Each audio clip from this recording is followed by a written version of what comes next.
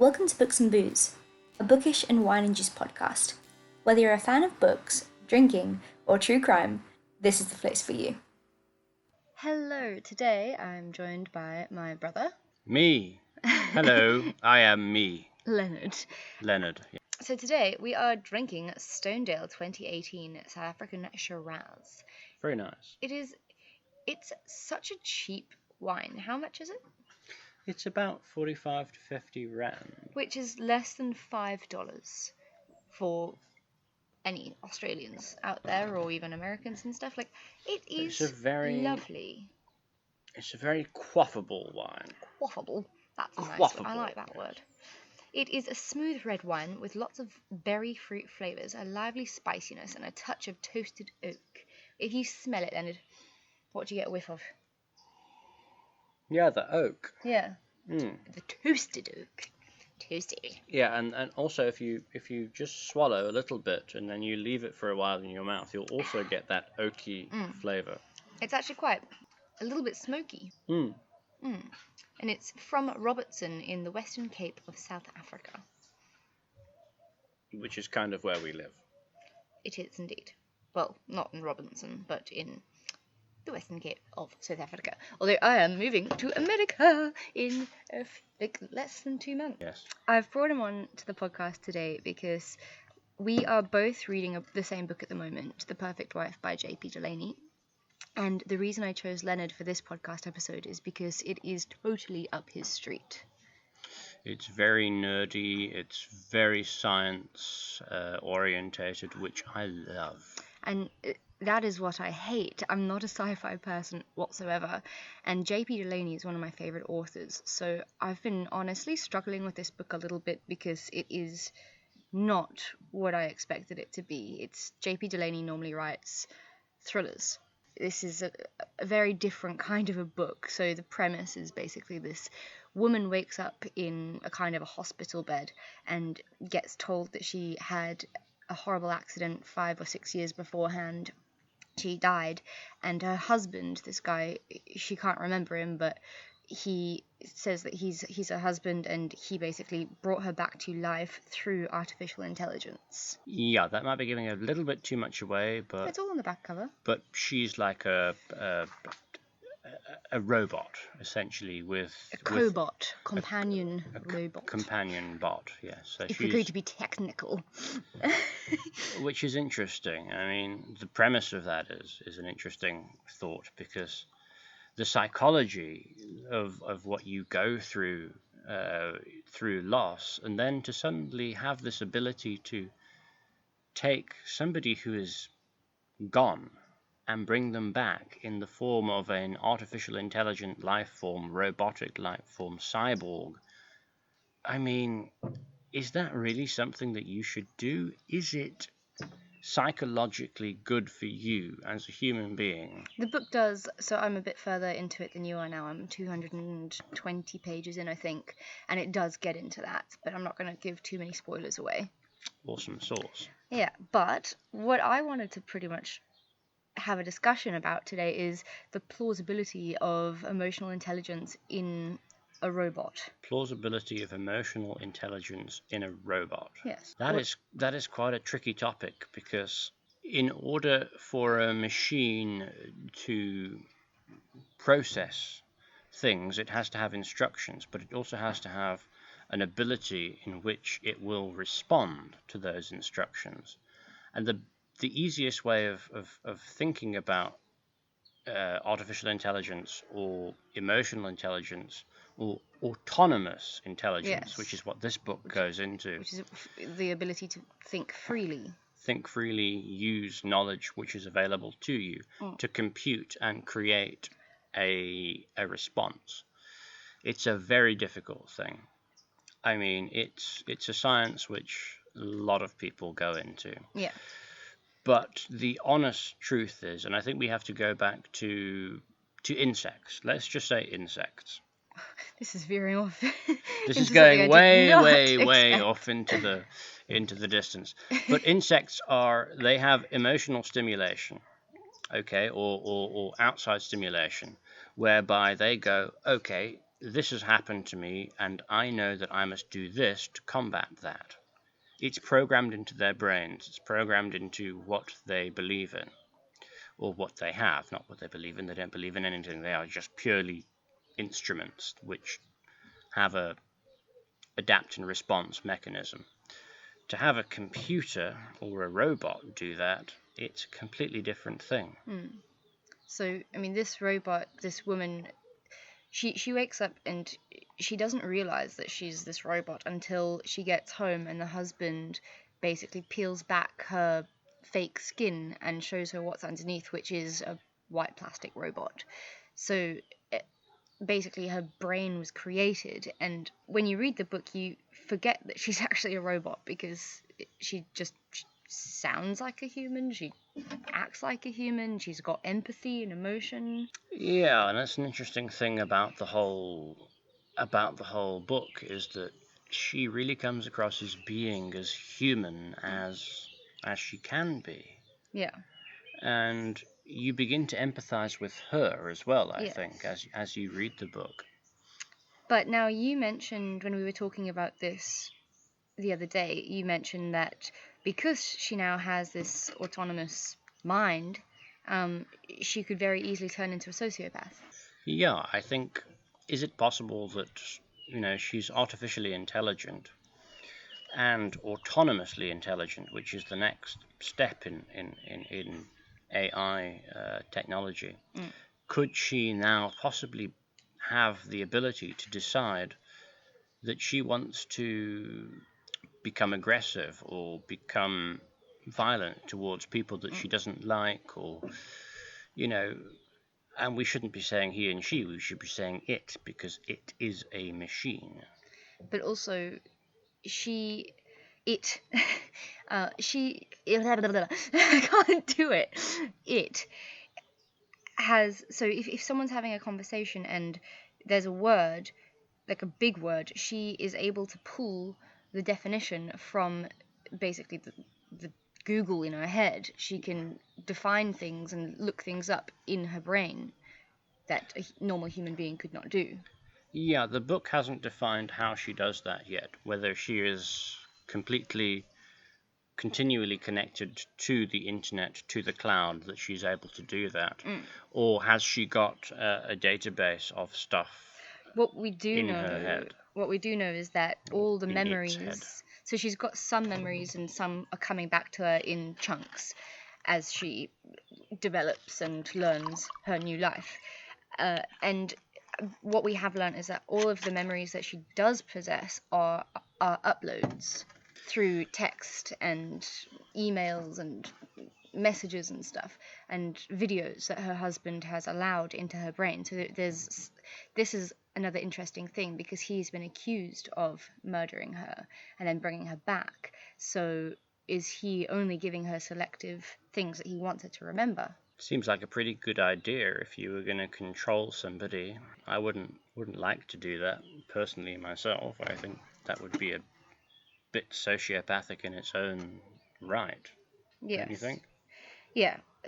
We should get into the husband. Like, he's this tycoon of Silicon Valley, and you said that he reminds you of Steve Jobs, because He does, because when I read through the book, it sounds as though he is an incredibly controlling, and he's a powerful guy, but the way that he speaks to his employees. I mean, Steve Jobs was renowned for shouting, being a bit of a tyrant, being a bit of a bastard. being a bit of a A brilliant innovator of technologies.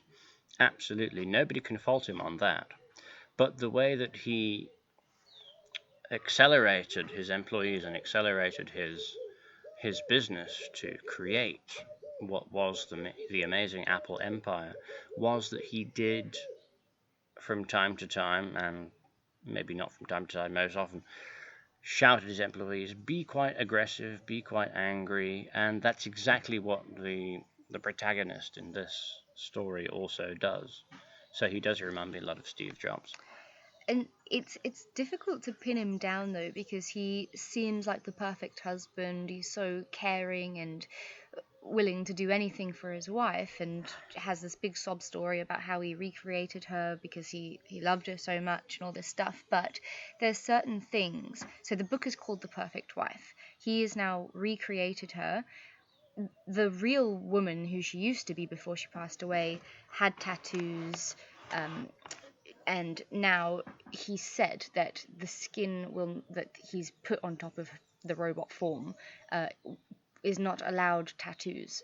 And well, before they met, when she was still alive, he had gone onto a dating website, and his ideal woman didn't have tattoos, nothing like that. And then he met her, and everything was not what he actually wanted. So then, what if he did kill her, but then just brought her back as exactly who he wanted her to be? Yeah, that makes some sense. So he's creating the perfect wife. Another interesting fact is that he didn't give her genitals. Oh, the robot didn't have any type of Well, I can imagine it wouldn't. I mean, why would you? Well, you can make a sex toy.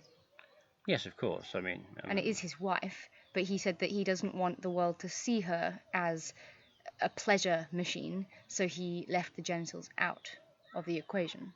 Yeah. So what could his motive be?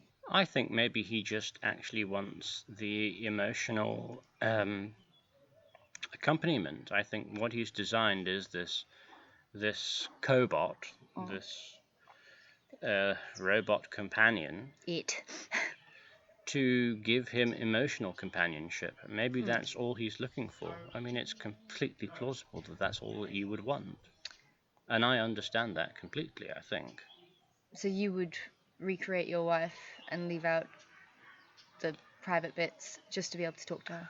I don't know if I would do that. No. I mean, I understand it. I don't know if I would do it myself. Well, another point of this whole thing is when you get further into the book, he says one of the things that inspired him to create this emotional intelligent thing is they have a son who has this it's called Heller's syndrome, this disintegrative disorder. It's basically a form of autism, is it? Autism, yeah. And he said that basically it's working in reverse. So their son, he's a human but doesn't have the emotional intelligence that a normal human brain would normally have, and he's now created a robot that can have that emotional intelligence. What I also think is interesting is what he could do is upload a whole lot of exercises and programs where the robot could actually treat the child with the problem, with everything that she needs, give or take, to actually treat that child psychologically. Yeah. And I think that is quite an interesting thing entirely, because as humans, we also always get aggravated, upset, sad. Our emotions come into play when we're dealing with things like that. But a robot cannot. It can be programmed to do what it needs to do and have no emotional response. So is that not a good thing? It gets confusing. It does get confusing. Even though the book, I don't believe it's much of a thriller so far, 220 pages in, but it does have a typical thriller trope, which I actually really like, which is the amnesia. So she can't remember anything, and so she's basically relying on everything her husband is telling her and putting into her mechanically constructed brain. Into her neural network. And she's found an iPad that was hidden in her bookshelf, but it's all encrypted and it's locked, so she can't get into it. But she's wondering, why has something been hidden from her husband? So she wants to get into it because she's now starting to wonder, can she trust her husband, or what is his real motive for bringing her back? Is it to maybe... Can she trust herself, and does her husband know about this? Her husband does not know about the hidden iPad. That's the thing. And it's all getting... There's also speculation into him murdering her because there's supposed evidence that she was on a dating site for married people and cheating on him and all sorts of stuff. So he does have a motive to murder. Which does make sense because her natural human way, she was an artist. She was very Surfer, surfer boho. out there, boho. She was a free spirit. Is the easiest way to say it. So yeah, I can imagine that maybe she did, but we don't know.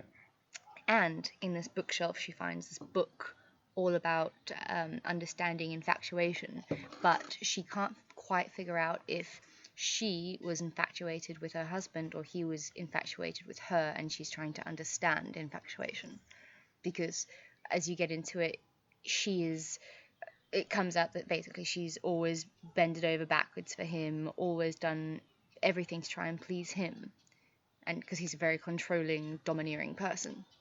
But that's the double-edged sword of the entire story, because he is evidently infatuated with her. Otherwise, why would he have taken 5 years to build create her. this robotic version of her in this neural network brain and take her back to life? I mean, some of these technologies are purely possible right now. As we're sitting here, it's completely possible. So what do you think about the polyamorous? Was she polyamorous? Was she having multiple lovers? Yeah. Yeah, maybe she was. That, as we said earlier, can only be discovered later on, I guess. And the format of the book, I can't remember. Is it third person that it's written in? Where it's like, it reminds me of You by Caroline Kepnes, where you read it as if they're explaining it like you walk into a room and as you far as feel I remember, all eyes on it you. changes. I haven't read the book for a while, but like the first couple of chapters that I read, it was I, we. It was like very first person, and then as we went on into the more deeper chapters, it became third person. So Well, also there's alternating points of views. there's alternating timelines and points of views. We don't know who this other chapter is written by, but it's one of the old employees of Tim, her husband's robotic company. Scott Robotics, is Yes, it? Yeah. Scott Robotics. So someone is like describing how this woman Abby came into the picture from the beginning. So they go into the past, and so you get one of those chapters and then a couple of the robot chapters, and you kind of have to try and piece everything together. Yeah, it's a bit of a, for want of a better description, a bit of a Quentin Tarantino timeline. It mixes everything up, but when you get to the end, it all makes sense. I read a review, but I cannot find any other information about it. But this one girl's review said that J.P. Delaney has a very personal connection to this book, and I'm wondering what it could be. Did his wife die, or does he have a son that has autism? Or I'm trying to figure out how he could have such an emotional connection to this book, but I can't find anything online. No, well, maybe it's just a very private, personal thing, and maybe But it's interesting you don't need to have that insight, because I just wonder how the child's syndrome comes into play. Like, why was that included in a book? Because, like, yeah, it's interesting to learn about it and the inspiration to make artificial intelligence and emotions and stuff. But you could still have the book without that element. Could you? I think you could. I mean, you don't have to have an autistic child for him to then lose his wife and want to recreate her. Well, so I'm more trying to figure out what the... I haven't read the final pages of the book, so I don't know. But maybe I'm just surmising that the autism plays a part in the greater part of the book. Maybe it doesn't, maybe it does. Maybe that, the robot can actually do a lot more than what the helper can, as it's trained to do it. The carer of the little boy. The carer, yeah. The carer will become... Oh, there's some shit with that carer later on in the book. Oh, okay. Well, I haven't got there yet, so I wouldn't know. But yes, as always, this is a spoiler-free podcast, so we're just having a very in-depth discussion about the actual robot. But it is really interesting, and it's so worth a read. Yeah. Honestly, though, not my favourite J.P. Delaney book, if I am honest, because his other books, in my opinion, are far better. I think it's the best one, because I haven't read any others. But, honestly, read it. It'll be amazing. It will give you a really interesting insight into what the future of medical technology can do. There is an interesting thing, and it's not a spoiler, but Tim Scott is looking for investors to carry on creating these robots, right?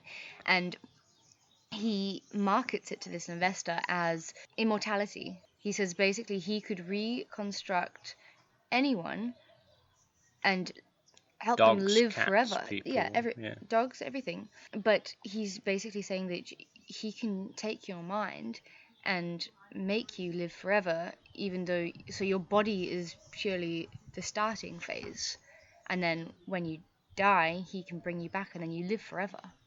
Yes, but you are not you. You are dead.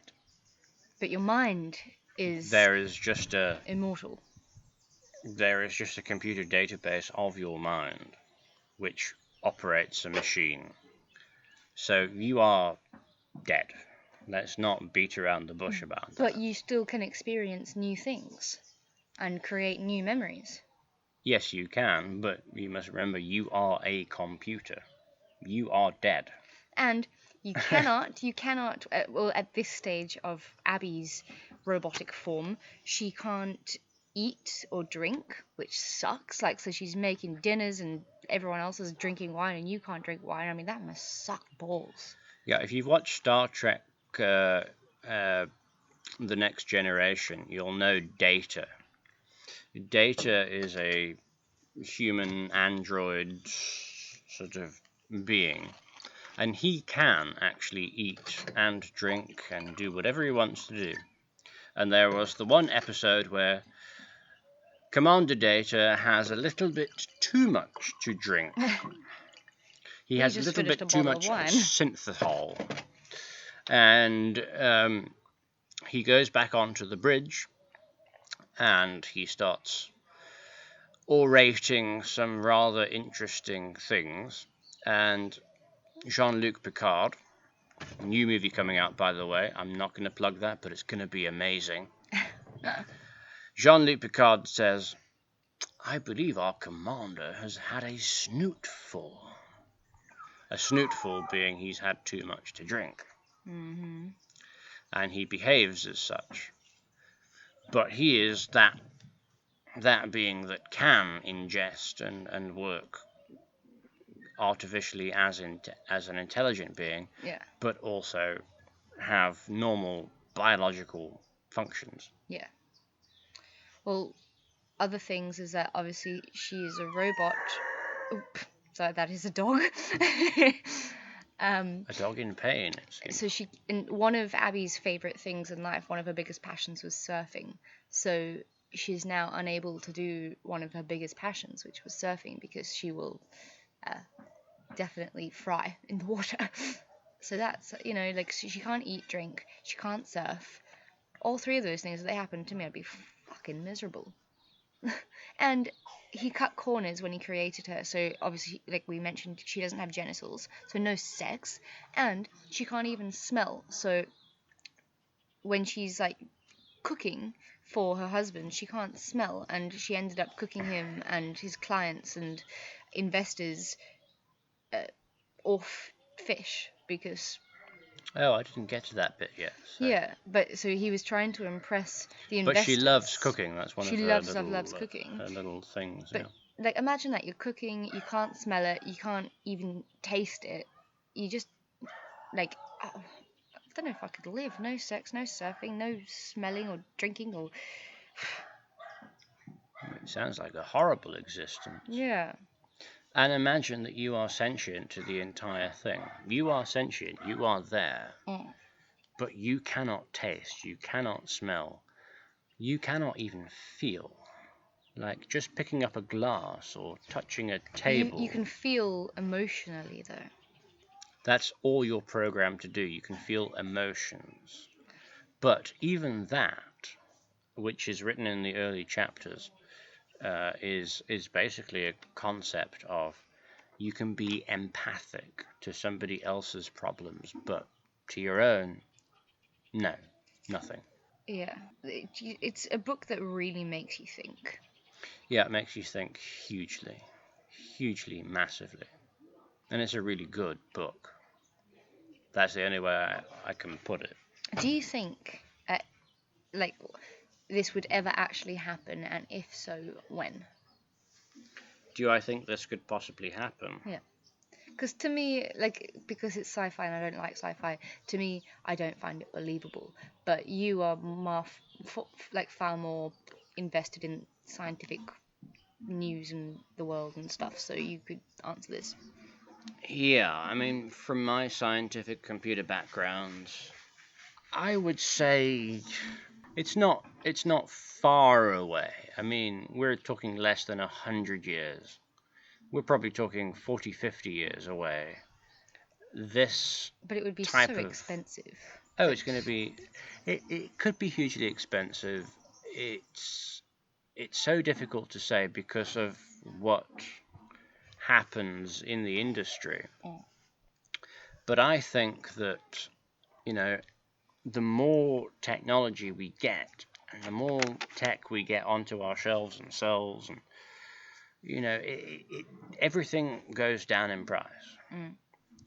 The moment you get a computer chip or something, and it's the best of the best, you mass produce it, you sell it the first couple of thousand units, it's really expensive. And then it becomes so cheap because they've got their initial investment back on that chip. Yeah. Now they're just going to sell it for what it costs them just to get the technology out. So then it becomes cheap, inverted commas. And thus it happens with technology. It always happens that way. So yeah, I would say, I mean, with what we've got in terms of artificial intelligence at the moment, we've got chatbots, we've got amazing systems doing deep learning, deep thinking, trying to actually analyze us. When really what we should be doing is analyzing the machines. You're getting pretty passionate about this now. You just stabbed your finger on the table. I am passionate about this. In all honesty, what we should be doing is looking at how the machines are going to be looking at us, not how we look at the machines. And that is the scary part about it. Mm. But in terms of cost and time, I would say 40, 50 years before we get to the state at which we have actual robots or a help robot which has some form of artificial intelligence. And even then it won't be enabled as much as what's listed in this book. It's not going to be autonomous. There's not going to be emotional intelligence. That's not going to be there. But do you think it could happen in the in like very distant future, or is that just not an actual thing? I believe it could happen, but you have to remember that computers are programmed to create responses to inputs. My computer just pisses me off. So if it knows how to do that. I mean, let's take an example like an autonomous car, a self-driving car. Right. The car knows if it sees the white line in the middle of the road, it must follow it. But it also knows if the camera sees another car in front of it and it's turning off, it must slow down. Mm. So that's what you get more into it as they were creating the robot, and they did in the beginning. They put car sensors into one of the first robots. Yes. So that because they were doing like a runway strut with a bunch of model robots, and one of them I think turned, but the other one didn't stop because they didn't have the sensors, and they ended up in this big tangled mess of machinery. So they inserted car sensors so that it had a way to like move around objects. That's exactly it. Yeah. So what I'm trying to say is that it's a learning and response mechanism. Yeah. It doesn't know. It can't just make its mind up. It has to be programmed in such a way that if this happens, I must do that. And if that happens, I must do something else. It doesn't have autonomous intelligence where it can think by itself. It's artificial, which means it has to be programmed for those things, for what it interprets as being a danger or a thing that it has to respond to. That's artificial intelligence. Autonomous intelligence is where it thinks for itself. We have to create that divide. I just did that, didn't I? That was a very interesting topic, something different for Books and Booze. It was indeed. Yes. Has there been anything... So we always finish Books and Booze on boozy banter, which means you discuss something that you've been enjoying besides books. It could be a TV show, some music, somewhere you've been. So what have you been enjoying in your life? In my life, what have I been enjoying outside of... Is it a tough one? Careful now. Not much, ...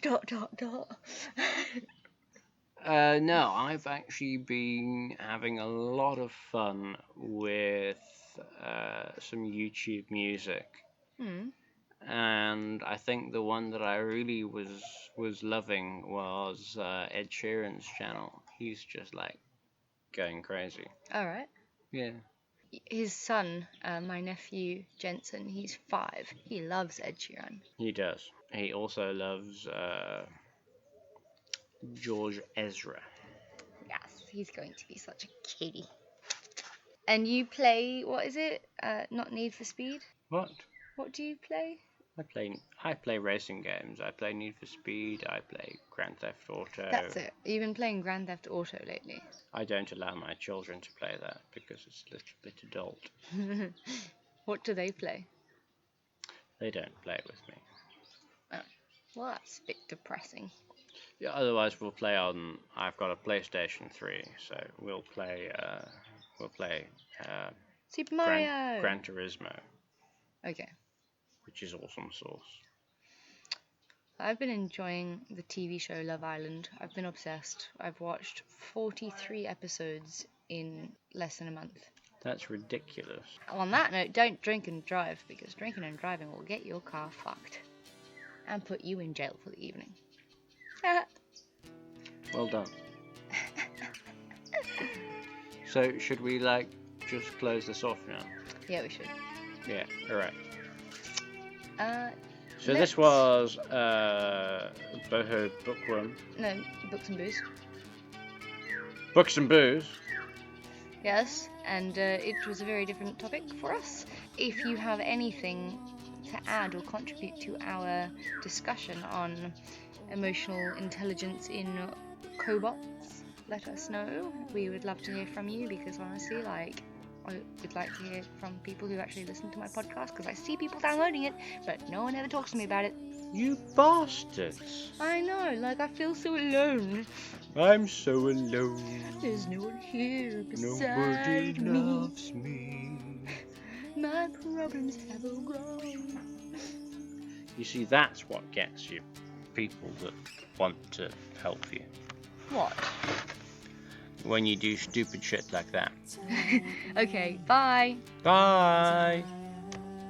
Thanks for listening to Books and Booze. You can find us on Instagram under Books Booze Podcast, or alternatively, boho_bookworm. We're also on Twitter under Books Booze Pod. We're also on Patreon if you would like to support us by donating as little as $1 a month. If you're looking for a free way to support us, please leave us a 5-star review. As always, it's been a pleasure. Happy reading and drink responsibly.